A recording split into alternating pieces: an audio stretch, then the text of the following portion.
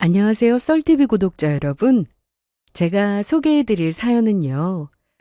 겉으로는 다정하고 배려 깊은 남편이지만 그 남편이 준비한 명절 해외여행이라는 선물 속에 감히 상상도 못할 배신과 기만, 그리고 섬찟한 비밀이 숨어있는 이야기입니다.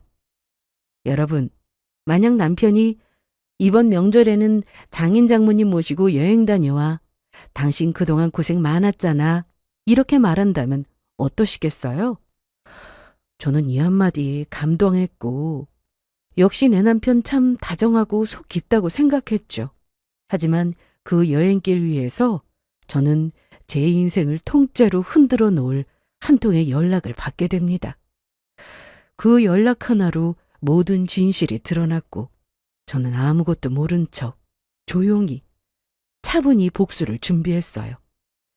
친구가 우연히 찍어준 그 영상 안에는 제가 절대 용서할 수 없는 배신의 현장이 고스란히 담겨 있었고요. 그 영상은 저에게 상상 초월의 사이다 복수국을 완성해주는 결정적인 열쇠가 되었답니다. 믿었던 남편, 심지어 시댁 식구들까지 모두가 한패였다는 사실을 깨닫는 순간 저는 분노보다 더 서늘한 침착함으로 계획을 세우기 시작했어요. 제 사연은 단순한 불륜 이야기가 아닙니다. 이런 배신에도 이렇게 멋지게 복수할 수 있구나 하고 무릎을 탁 치게 되는 완벽한 복수가 담긴 이야기예요. 앞으로 차근차근 그 모든 과정을 낱낱이 풀어드릴게요. 혹시 비슷한 상황을 겪고 계신다면 제 사연이 조금이나마 용기와 통쾌함이 되었으면 좋겠습니다. 남편을 처음 만난 건 7년 전 직장 동료의 소개로 참석한 조촐한 모임 자리에서였습니다. 처음 본 인상은 솔직히 평범했어요.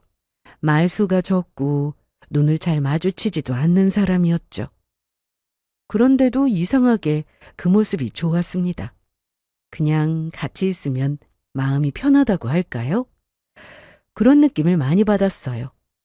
무뚝뚝한데 그 무뚝뚝함이 싫지 않았달까요? 나중에 한 사실이지만 남편은 그때 저를 보고 한눈에 반했다고 하더라고요. 그 말을 들었을 땐 솔직히 좀 설렜어요.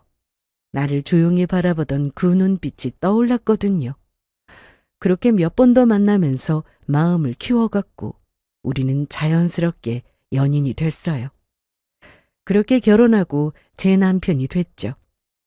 2년의 연애 기간 동안에도 남편은 변함이 없었어요. 성실했고 진중했고 무엇보다 함께 있는 시간이 편안한 사람이었어요. 저는 화려한 연애보다는 이렇게 속이 꽉 찬 사람과 함께 늙어가고 싶다는 생각이 들더라고요. 그래서 그런가 결혼 이야기를 오히려 제가 먼저 꺼냈습니다. 남편을 많이 사랑하기도 했고 놓치고 싶지 않다는 생각이 들었어요. 또 제 나이가 적지 않을 때여서 자연스럽게 만나고 있는 사람과 미래를 상상하게 됐죠. 우리 말이야, 나이도 있는데 슬슬 결혼 준비해야 하지 않을까? 제가 먼저 결혼 이야기를 꺼냈을 때 남편은 말없이 고개를 끄덕였습니다. 지금 생각해보면 그때도 참 조용했던 사람이었네요. 과장하거나 격한 반응 없이 편하게 받아들였으니까요. 그 고요함이 너무 믿음직스러워 보였던 저는 정말 진심으로 이 사람과 평생을 함께하고 싶었습니다. 결혼 후 우리의 삶은 평온했어요. 대단히 부유한 건 아니었지만 매달 성실하게 들어오는 월급과 서로를 향한 배려만으로도 충분했습니다. 주말이면 둘이서 도심 근교로 드라이브를 나갔고 저녁이면 서로의 하루를 이야기하며 맥주 한 잔을 나누던 우리. 그 평범한 일상이 저에겐 그 어떤 로맨틱한 영화보다도 더 소중했어요. 그런데 지금 와서 돌이켜보면 그 평온함이 너무 완벽했는지도 모르겠습니다. 시댁과의 관계도 나쁘지 않았어요. 시어머니는 처음엔 조금 까다로운 인상이 있었지만 제가 먼저 다가가고 정성을 보이니 점점 마음을 여셨고, 시아버님은 저를 참 편하게 대해주셨어요. 그리고는 저를 딸처럼 여겨주셨습니다. 우리 며느리는 그냥 우리 집 복덩이야. 이렇게 말씀하실 때마다 저도 모르게 마음이 따뜻해지곤 했어요. 처음 명절을 맞이했을 때는 긴장도 많이 했지만 시어머님과 함께 부엌에서 전을 부치고 나물 무치면서 제게 농담을 던지며 분위기를 재미있게 풀어주셨던 게 생각납니다.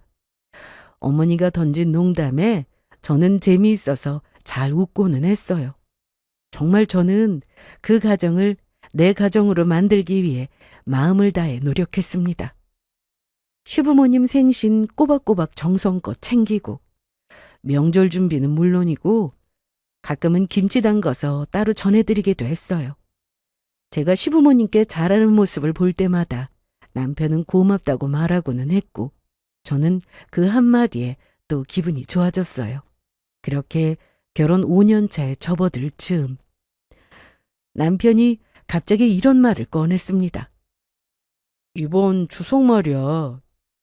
이때 장인 장모님 모시고 여행 다녀오는 건 어때? 여행?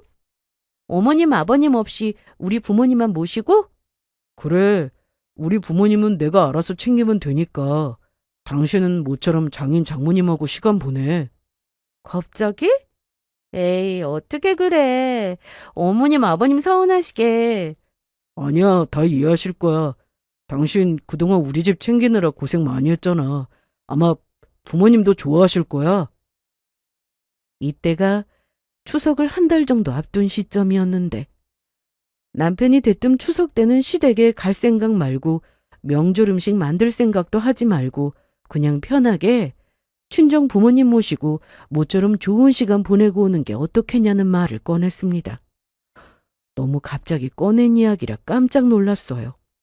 심지어 처음에는 살짝 솔깃하기도 했습니다. 하지만 생각해보니까 그럴 수가 없을 것 같더라고요. 물론 마음이야 남편 말대로 친정 부모님 모시고 여행 가고 싶었지만 그러면 시부모님은 어떻게 해요? 괜히 눈치만 보일 뿐이잖아요. 그래서 말은 고맙지만 시부모님 생각하면 그럴 수 없다고 했습니다. 그랬더니 시부모님도 흔쾌히 이해해 주실 거라고 이 말을 먼저 꺼낸 건 다름 아닌 시모라고 했어요.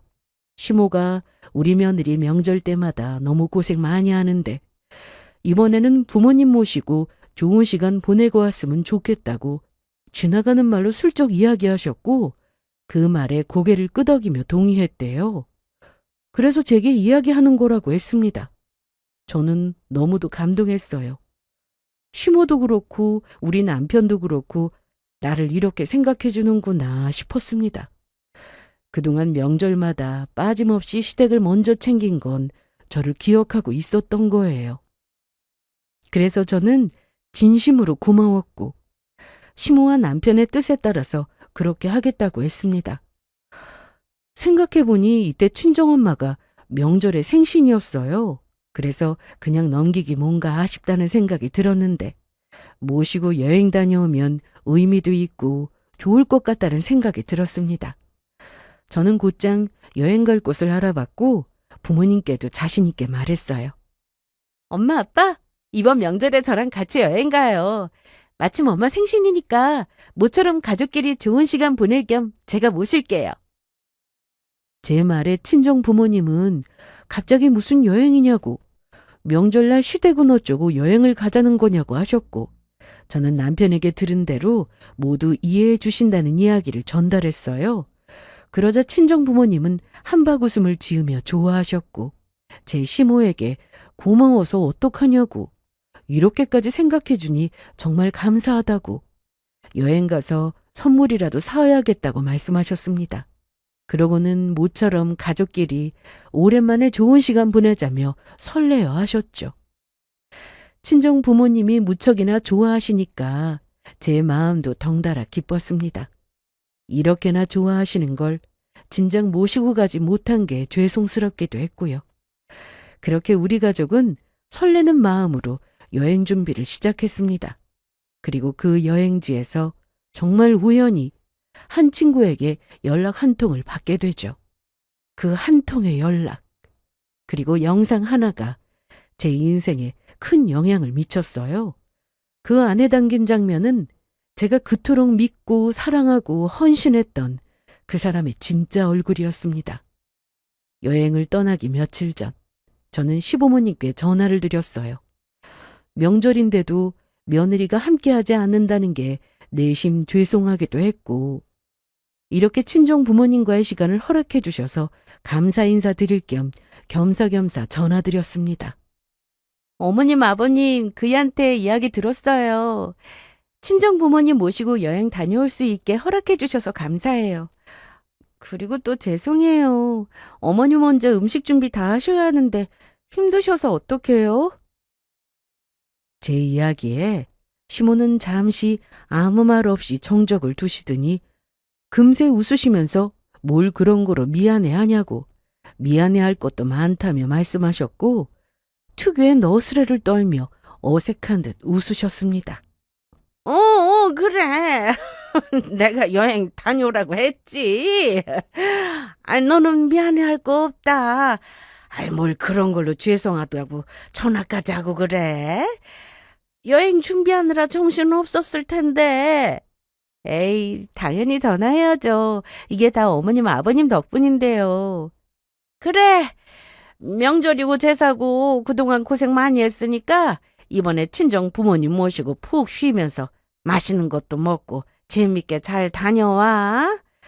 부모님 살아계실 때 잘 챙겨드려야지. 딸 시집가고 나서 얼마나 적적하시겠어.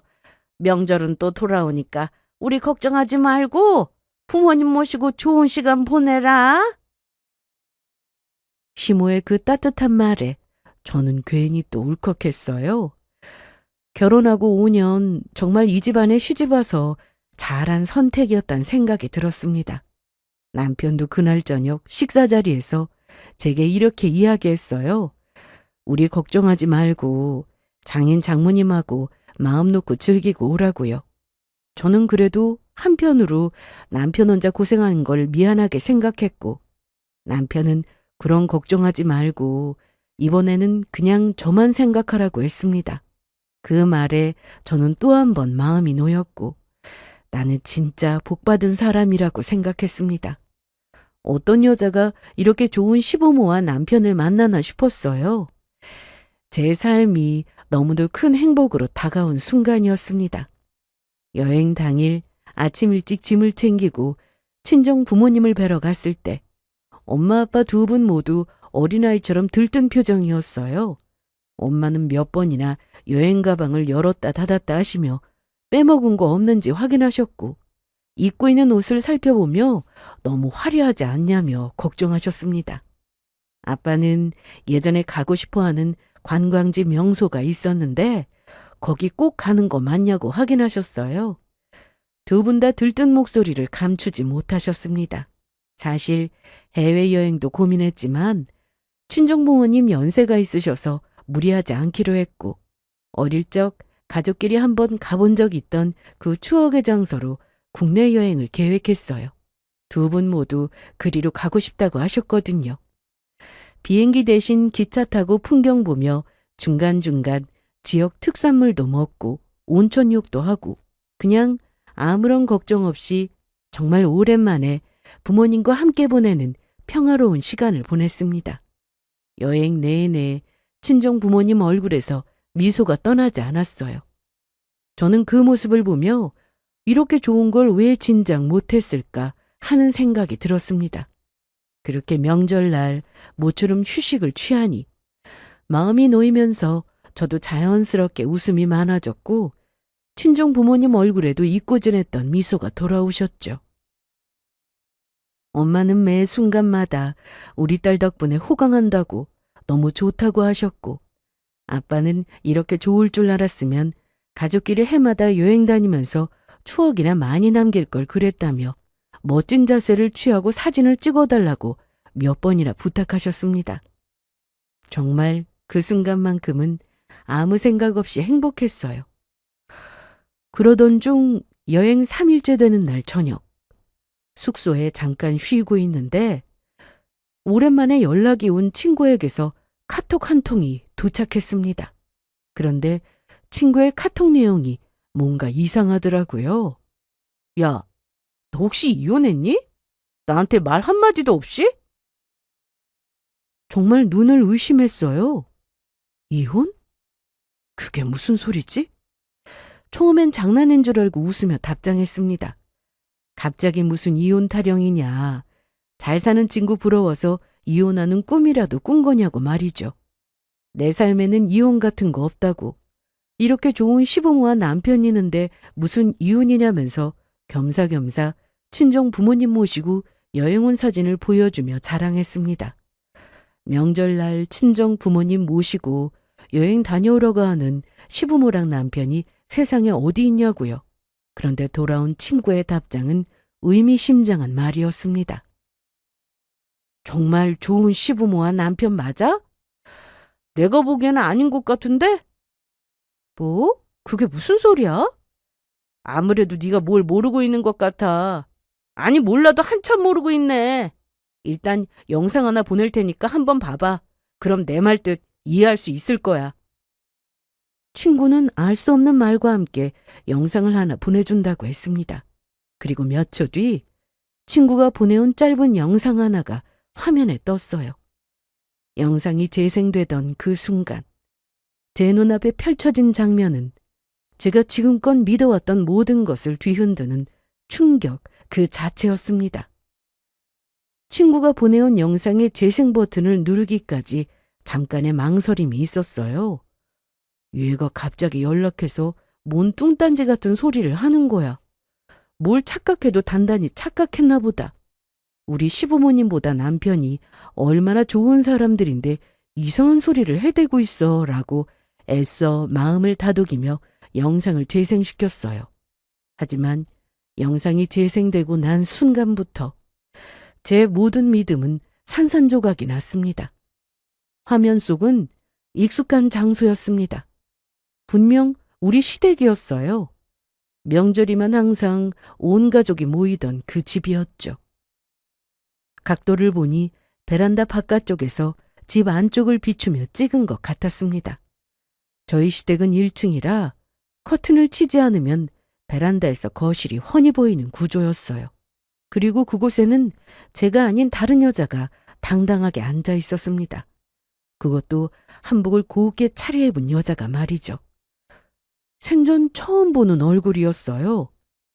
저 낯선 여자는 대체 누구길래 나 말고 시댁 식구들과 함께하는 거지? 그것도 나 말고 내 남편 옆에서 자연스럽게 앉아있는 걸까? 그 모습을 보며 순간적으로 소름이 쫙 끼쳤습니다. 그 여자는 아무렇지 않게 원래부터 그 집안의 식구인 것처럼 자연스레 남편 옆에 앉아 있었어요. 분명 제가 부모님을 모시고 여행을 간 그 명절날, 제 남편은 그 낯선 여자와 함께 시부모님과 거실에 둘러앉아 웃고 있었어요. 놀라운 건 그뿐이 아니었어요.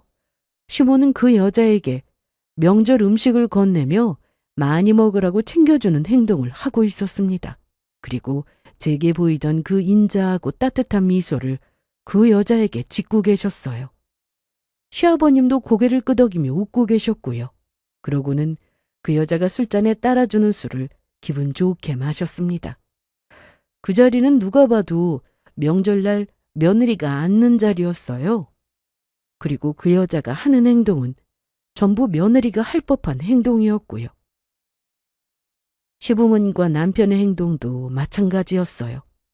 모르는 사람이 지나가다 보면 영락없이 그 여자를 며느리로 생각할 법한 그런 상황이었습니다. 근데 진짜 며느리인 저는, 그 자리에 앉아야 할 저는 친정 부모님과 함께 아무것도 모른 채 여행을 즐기며 웃고 있었고요. 영상은 불과 40초 정도로 짧았지만 저에게는 세상을 통째로 뒤엎는데 충분했습니다. 온몸이 떨리고 숨이 턱 막혔어요. 하지만 눈물이 쏟아지진 않았어요. 오히려 너무 놀라면 눈물도 안 나는 거 그날 처음 알았습니다. 그리고 잠시 멍하니 화면을 바라보다가 친구에게 전화를 걸었고 떨리는 목소리로 물었어요. 친구는 한숨을 쉬며 조심스럽게 말했습니다. 저 여자 누구야? 도대체 누구길래 저기서 저러고 있어? 그건 나도 몰라. 사실 우연히 너희 시댁 지나가다가 보게 된 거야. 너도 알잖아. 우리 언니가 이 동네 사는 거. 마침 이쪽으로 이사했다길래 겸사겸사 네 얼굴도 볼 겸 이쪽 지나가고 있었는데 네가 아니라 다른 여자가 며느리인 척 앉아있더라?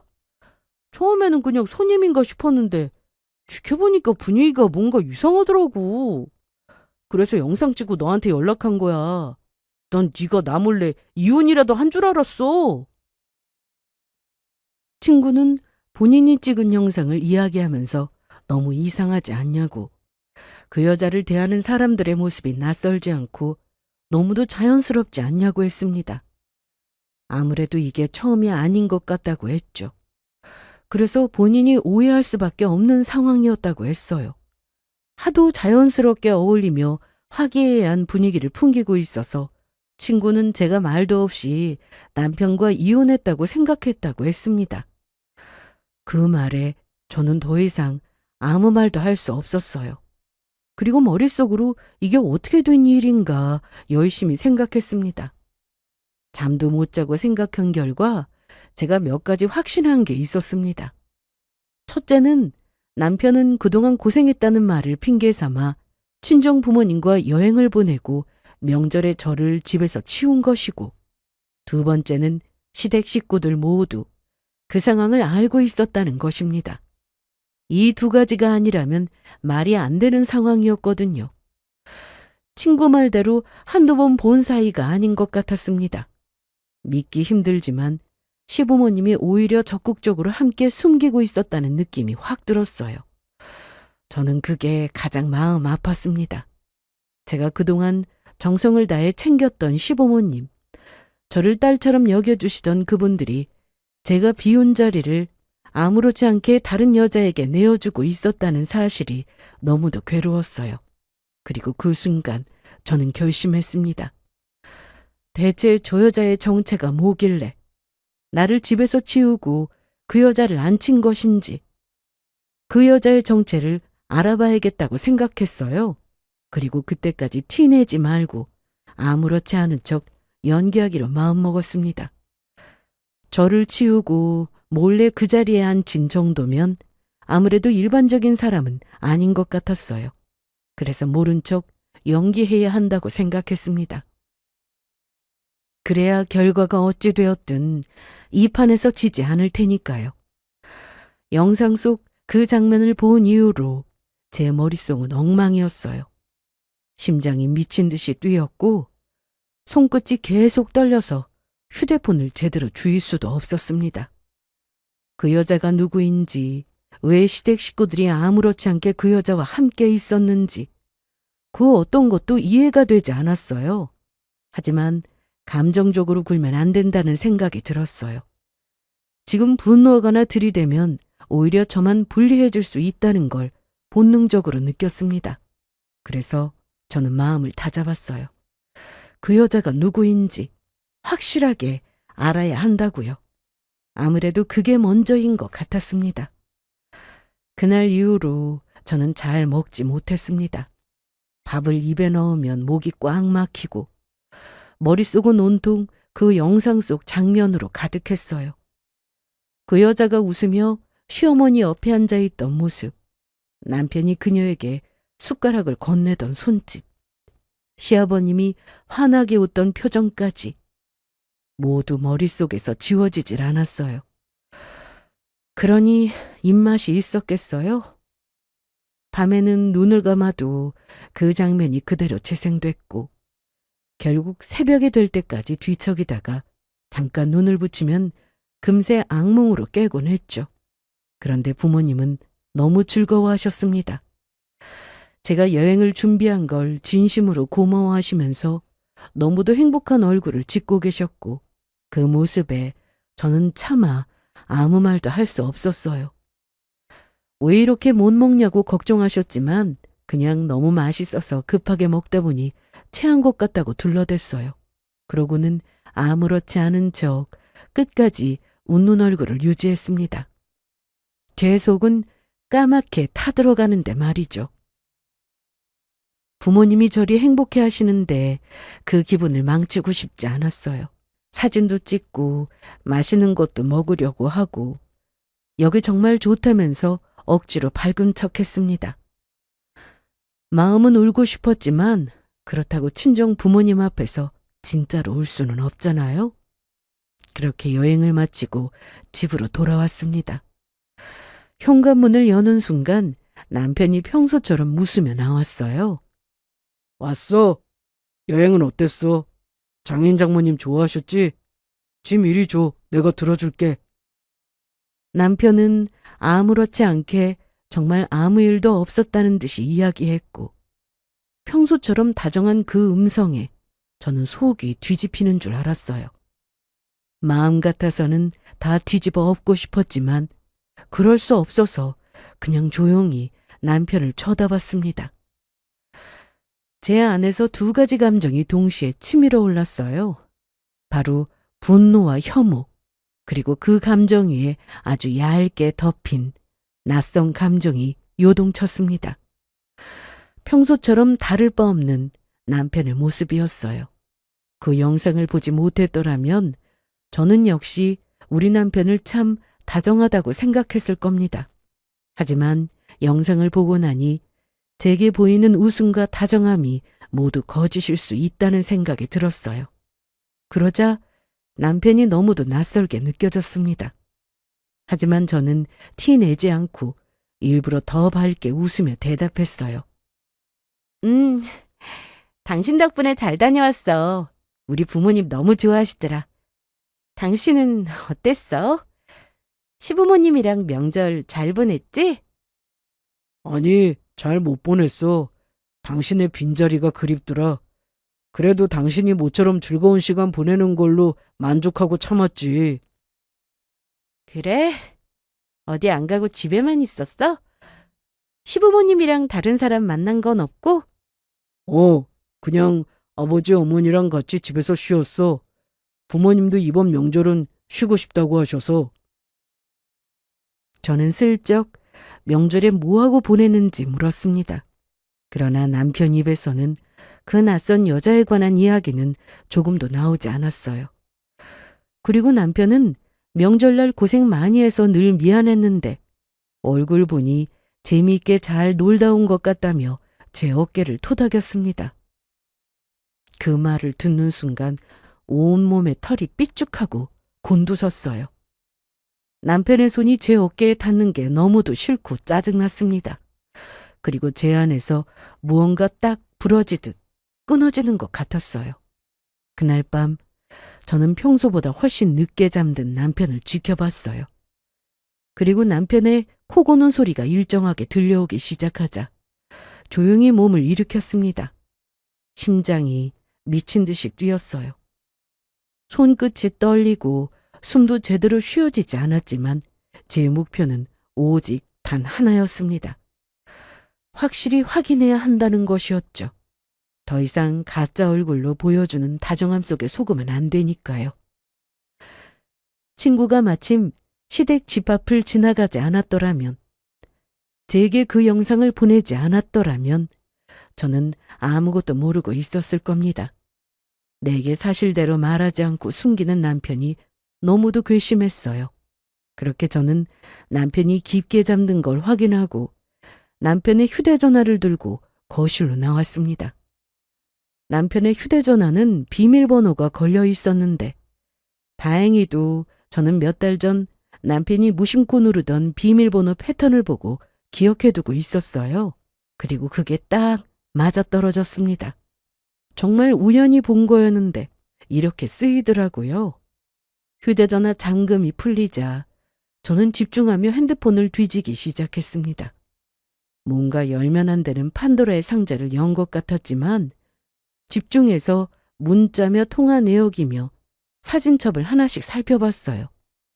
제일 먼저 메시지함을 확인했는데 그곳에서 외도의 증거로 사용될 만한 문자를 확인했습니다. 그래도 아니기를 바랐는데 역시나 제 예상은, 아니 제 악몽은 틀림없는 현실이 되었어요. 남편은 그 여자와 매일같이 연락하고 있었어요. 그리고 둘이 주고받은 문자 중에는 이런 내용이 있었습니다. 이번 명절 너무 기대돼. 나도 기대돼. 당신이랑 같이 명절을 보내다니. 어머님이 날 며느리로 인정해 주시는 것 같은 기분이야. 나중에는 정식 며느리로서 당당하게 함께할 수 있게 해줄게. 조금만 기다려. 그 문장을 보는 순간 손끝이 얼어붙는 것 같았어요. 숨이 턱 막히고 눈앞이 하얘졌습니다. 그뿐만이 아니었어요. 사진첩을 열었더니 남편과 그 여자 그리고 시부모님이 함께 찍은 사진들이 있었습니다. 거실에서, 부엌에서, 밥상 앞에서, 그리고 심지어 시어머니가 그 여자의 손을 잡고 웃는 사진까지. 제게 우리 며느리라고 부르는 음성이 제 귓가를 스치듯 들렸고 인자하게 웃으시던 미소까지 제 머릿속을 스쳐 지나갔어요. 내가 이렇게 두 눈 시퍼렇게 뜨고 버젓이 살아있는데 감히 상간녀의 손을 잡고 저리 다정하게 웃고 있다니. 피가 거꾸로 솟는 기분이었습니다. 남편이란 인간은 여자한테 빠져서 그렇다 쳐도 나이 먹은 시부모님까지 이런 식으로 개념 없이 행동하실 줄은 전혀 몰랐습니다. 엄청난 배신감에 제 안에 있던 착하고 순진한 저는 완전히 사라지고 말았어요. 저는 그날 새벽 조용히 휴대전화를 내려놓으며 결심했습니다. 당신들이 한통 속으로 날 이렇게 속였다면 이제는 내 차례라고요. 그날 이후 저는 아무 일도 없었다는 듯 웃으며 남편의 아침밥을 차려주고 시어머니께 안부 전화를 드리며 그들 곁에서 조용히 완벽하게 복수를 준비하기 시작했습니다. 남편의 외도를 알고 나서부터는 저는 전혀 다른 사람이 되었습니다. 표면적으로는 예전과 똑같은 아내, 며느리였어요. 남편이 퇴근하면 따뜻한 밥상을 차려주고 시어머니께는 평소처럼 안부 전화를 드리며 챙길 건 다 챙겼어요. 하지만 이 모든 건 철저한 연기였습니다. 그들이 방심했을 때 허를 찌르기면 저의 큰 그림이었죠. 그날 이후 저는 웃는 얼굴 뒤에서 복수의 날을 세우고 있었습니다. 먼저 저는 남편의 움직임을 하나도 놓치지 않기 위해 그의 출퇴근 루트를 파악하기 시작했어요. 남편은 항상 똑같은 시간에 출근했고 저녁에는 늘 약속이 때문에 늦게 들어왔습니다. 요즘 회사가 바빠서 저녁도 대충 먹고 들어온다며 집에 들어와서 피곤한 척을 해댔지만 저는 그 말을 믿지 않았어요. 보나마나 상간녀랑 만나고 온 걸 뻔히 아는데 어디서 연기를 하고 앉아있나 속을 한심하게 생각했습니다. 그러던 어느 날 남편보다 10분 늦게 나와 차로 남편을 미행했어요. 남편이 차를 세운 곳은 익숙한 동네였습니다. 남편 회사랑 가까운 거리에 있는 동네였어요. 잠시 후 남편은 차에서 내리더니 낯선 빌라의 현관 앞에서 익숙한 동장으로 비밀번호를 누르고 안으로 들어갔습니다. 저는 떨리는 손으로 그 모습을 사진과 영상으로 남겼어요. 그날 이후 저는 틈만 나면 남편을 따라다녔습니다.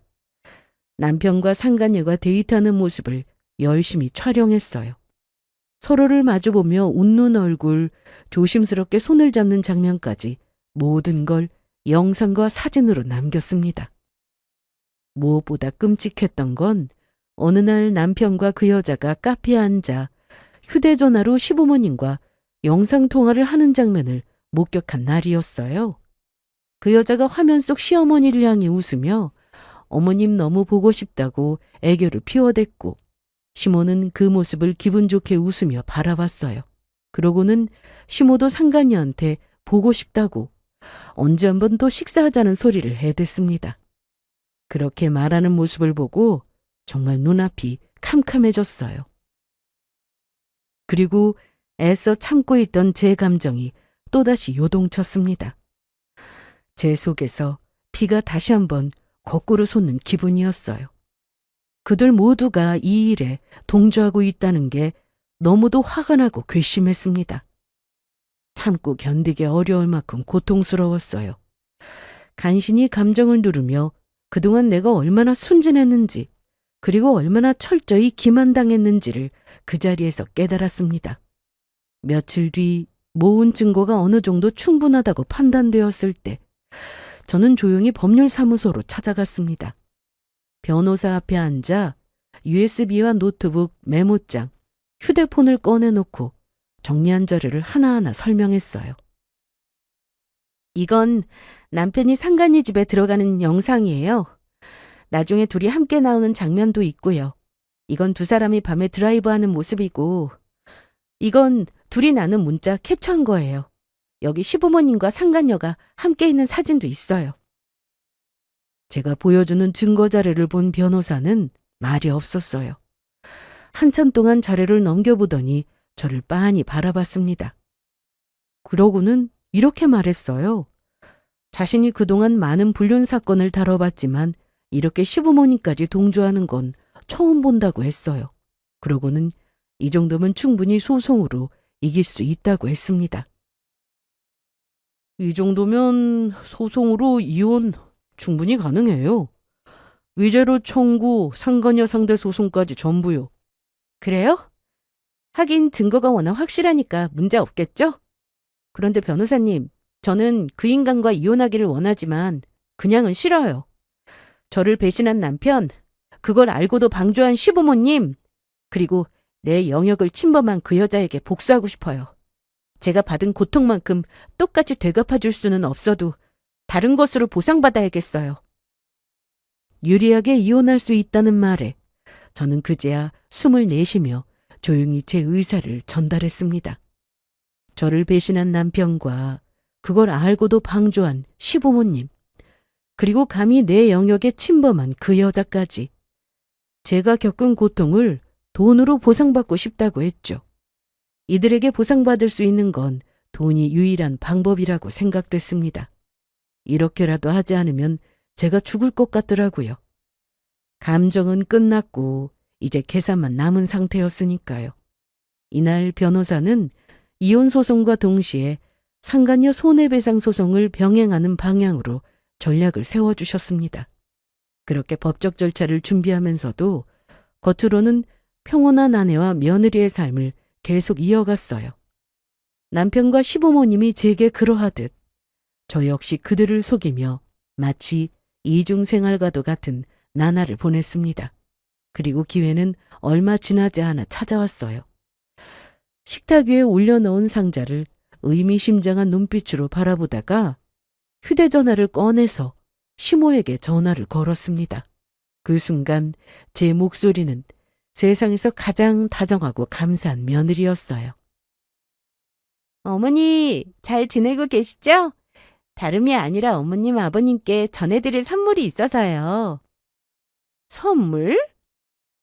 네, 저번 명절 때 친정 부모님 모시고 여행 갈 수 있게 배려해 주신 보답으로 선물을 준비했어요. 부모님이 너무 좋아하셨거든요. 감사한 마음에 여행지에서 선물을 사려고 했는데 마땅한 게 없어서 제가 따로 준비했어요. 이번 주말에 전해드릴까 하는데 어떠세요? 겸사겸사 같이 식사도 하고요. 시모는 기분 좋은 목소리로 잘 다녀온 거로 됐지 뭘 선물까지 준비하냐면서 애써 기분 좋은 걸 숨기려 들었습니다. 저는 그 말에 일부러 더 밝게 웃으며 말했어요. 친정 부모님이 아직도 여행 이야기를 하실 만큼 너무도 좋아하셨다고. 그런 선물을 남편과 시부모님이 주신 거 아니겠냐며 그냥 이렇게 넘길 수 없어서 선물을 준비했다고 했어요. 그 말에 시모는 신이 난 듯 웃으셨습니다. 그래? 네가 정 그렇다면 뭐 어쩔 수 없지. 준비했다는데 고맙게 받으마. 그러면 이번 주말에 보자꾸나. 그 전화를 끊은 뒤 저는 책상 위에 정리해둔 서류들을 꺼내 확인했습니다. 그렇게 제가 계획한 복수의 날을 하루하루 기다렸어요. 사실 식탁 위에 올려놓은 선물 상자 안에는 제가 그동안 모은 불륜 증거들이 들어있었습니다. 저는 그걸 시부모와 남편에게 줄 생각이었어요. 그리고 드디어 그날이 찾아왔어요. 저는 준비한 선물을 챙겨들고 남편과 함께 시댁으로 향했습니다. 속으로는 드디어 오늘 모든 걸 다 끝내는구나 생각하면서요. 시댁에 도착하자 시어머니는 화난 얼굴로 문을 열고 맞아주셨어요. 아유, 우리 며느리 왔구나. 잠깐 못 본 사이에 더 예뻐진 것 좀 봐. 시모 옆에서 시부가 말없이 고개를 끄덕이며 제 등을 토닥여 주었어요. 그 손길, 예전 같았으면 따뜻했겠지만 이젠 전부 가식처럼 느껴졌습니다. 그래도 저는 끝까지 아무것도 모르는 며느리의 역할을 유지했어요. 마지막 무대니까요. 시모와 식사도 평소처럼 정갈하게 차려졌고 온 가족은 둘러앉아 오붓하게 식사했어요. 남편은 늘 그랬듯 시모가 만든 음식을 맛있게 먹으며 웃었고 시모는 저와 남편에게 많이 먹으라며 고기를 집어서 밥그릇에 놔줬습니다. 그렇게 식사를 마친 뒤 커피와 함께 간단히 과일을 먹게 됐어요. 거실에 모여 도란도란 웃으며 과일을 먹는 그 순간 저는 조용히 한쪽에 놔둔 상자 하나를 챙겼습니다. 어머님, 아버님, 모처럼 친정 부모님과 좋은 시간 보내게 해주신 게 정말 감사해서 제가 선물을 준비했어요. 한번 열어보세요. 그 말에 시모는 양손을 모으며 정말 괜찮은데 언제 이런 걸 다 준비했냐면서 그냥 우리 며느리 착한 마음이면 충분한데 고마워서 어떻게 봤냐며 너스레를 떨었고 시부는 그 옆에서 웃으며 고개를 끄덕이셨어요. 시모는 좋으면서 애써 괜찮은 척 마음에도 없는 소리를 해댔지만 표정은 숨길 수 없었습니다. 잔뜩 기대에 찬 모습으로 선물 상자를 바라보고 있었어요. 그 모습을 본 남편은 언제 이런 걸 다 준비했냐면서 흐뭇한 미소를 지었습니다. 하지만 그들 셋은 상자 뚜껑이 열리는 그 순간 절대 잊을 수 없는 진짜 선물을 마주하게 됐어요. 상자 안에는 깔끔하게 정리된 불륜 증거 서류가 들어 있었습니다. 폴더에 담긴 수십 장의 문서, 캡처한 문자 메시지, 사진 몇 장은 일부러 인화해서 상단에 올려뒀죠. 시모가 상자를 열자마자 분위기가 뚝 하고 가라앉았습니다. 이게 뭐야? 시모는 떨리는 목소리로 말하며 상자 안에 있는 불륜 증거에서 두 눈을 떼지 못했어요. 손을 덜덜 떨며 맨 위에 있는 사진 한 장을 집어들었고 그 아래에 있던 문자 캡처 서류들을 빠르게 넘겨보기 시작했습니다. 상간녀와 남편이 주고받은 문자의 문구들이 큰 글씨로 출력되어 있는 걸 보며 시모의 표정이 일그러졌어요. 그리고 이어서 남편, 상간녀, 시어머니, 시아버지, 네 사람이 함께 웃고 있는 사진. 그 사진을 보는 순간 시모는 손에 들고 있던 사진을 툭 하고 바닥에 떨어뜨렸습니다. 옆에서 이를 똑같이 보던 시부도 사진을 들여다보시다가 얼굴이 굳어버리셨고 말없이 입술을 꽉 깨물며 시선을 돌리셨어요. 시모는 입을 가리며 떨리는 손으로 저를 바라봤습니다. 이게 뭐니? 어떻게 된 거야? 그 말에 저는 여유롭게 앞에 있는 커피를 한 모금 마시고 내려놓으면서 차분히 말했습니다. 뭐긴요. 제가 두 분께 드리는 선물이죠. 어떻게, 사진 마음에 드세요? 환하게 웃는 모습이 참 잘 나왔죠? 시부모랑 남편은 그런 저를 보며 놀라서 입을 떡하고 벌렸어요. 그리고 서로 눈빛을 교환하며 어떻게 된 상황인지 파악하려는 듯 했습니다. 저는 아랑곳하지 않고 계속해서 제 말을 이어갔어요. 어머님이 남편의 상간녀를 며느리처럼 받아주시고 친딸처럼 챙겨주시는 그 따뜻한 모습을 잊지 않으려고 사진으로 남겨봤어요. 직접 보니 어떠세요? 아버님도 마음에 드시나요? 두 분 사진 정말 잘 나왔어요. 누가 보면 진짜 며느리한테 다정히 구는 시부모라고 착각할 정도로요. 오죽하면 저도 이 집의 며느리가 저 여자인가 착각할 정도였다니까요? 순간 정적이 흘렀습니다. 누구 하나 숨소리조차 내지 못한 채 그저 상자 속에 있는 불륜 증거들만 뚫어지게 바라볼 뿐이었어요. 그리고 그 옆에 앉아있던 남편이 그제야 조심스럽게 상자 속 자료들을 꺼내들었습니다. 그 순간 저는 가방에서 흰색 봉투 하나를 꺼내 남편 앞에 탁 하고 내려놓았어요. 이건 당신한테 주는 선물이야. 내가 당신을 빼놓을 리 없잖아. 남편은 떨리는 손으로 봉투를 열어봤고 그 안에서 이혼 서류를 꺼내 펼쳤습니다. 서류를 훑어보던 남편의 얼굴이 순식간에 새파랗게 질려갔어요. 그러고는 떨리는 목소리로 이혼 서류 뭐냐고, 정말 자신과 이혼할 작정이냐고 물었고, 저는 웃으며 고개를 끄덕였어요. 그리고 단호하게 말했습니다. 당연하지. 당신도, 당신 부모님도, 그 여자도 전부 다 나한테 한 잘못을 책임져야 하지 않겠어? 남편은 손에 들린 이혼 서류를 쥐고 아직도 상황 파악이 되지 않은 듯 얼굴이 창백해진 채 저를 쳐다보고 있었어요. 그러고는 제게 어떻게 알게 된 거냐고, 언제부터 알았냐고, 몰래 자신의 핸드폰을 뒤져서 알게 된 거냐고 물었고, 저는 놀라서 경악한 표정으로 쳐다보고 있는 그들에게 저는 담담히 말을 이어갔습니다. 여행지에서 연락이 왔어. 친구가 너랑 그 여자 그리고 어머님 아버님이 함께 있는 영상을 보내줬어. 내가 비운 자리에 참 당당하게도 다른 여자를 앉혀놨더라. 거기다 한복까지 입혀서. 그 말에 시모의 얼굴이 굳어졌고 시부는 입술을 꾹 다문 채 고개를 떨구셨어요. 저는 처음에 믿기지 않았고 애써 부정하고 싶은 마음뿐이었다고 했어요. 하지만 영상 속 시부모와 남편의 모습이 모든 진실을 말해주고 있어서 직접 확인해보고 싶었다고 했습니다. 그래서 몰래 남편의 뒤를 밟아 불륜 증거를 잡았다고 했죠. 제 두 눈으로 직접 확인했다고 했어요. 그리고 저는 상자 안의 서류를 다시 한번 꺼내 상간녀와 시부모가 함께 찍힌 사진 한 장을 그들 앞에 던지듯 내려놓았어요. 이 여자가 그렇게 마음에 드셨던 거 아닌가요? 저를 친정 부모님과 여행 보내서 치운 다음에 그 여자를 앉히고 싶으셨어요?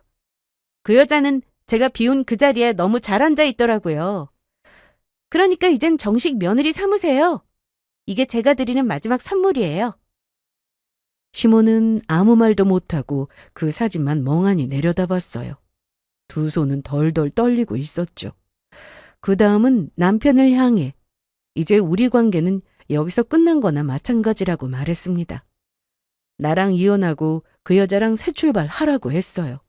이것도 내가 남편에게 주는 마지막 선물이라고 했죠. 대신 날 배신한 대가로 보상만 제대로 해주면 된다고 했습니다. 남편은 고개를 흔들며 소리쳤어요. 아니야, 나 그 여자랑 재혼할 생각 없어. 그냥 죽인 것뿐이었어. 정말이야. 믿어줘. 난 당신이랑 계속 살고 싶어. 다시는 안 그럴게. 그러니까 한 번만 기회를 줘. 다시는 이런 일 없을 거야. 죽을 때까지 바람 안 피우고 당신만 보고 살게. 맹세할 수 있어. 맹세? 나한테 그딴 맹세가 필요하다고 생각하니? 저 몰래 할 거 다 해놓고 이제 와서 정리할 거라고 평생 저만 보고 살 수 있다고 말하는 그 모습이 참 웃겼습니다. 이제 와서 싹싹 빈다고 달라질 게 없는데 말이죠.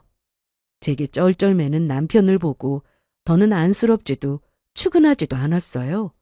그때 시모까지 합세해서 저를 설득하고자 했습니다.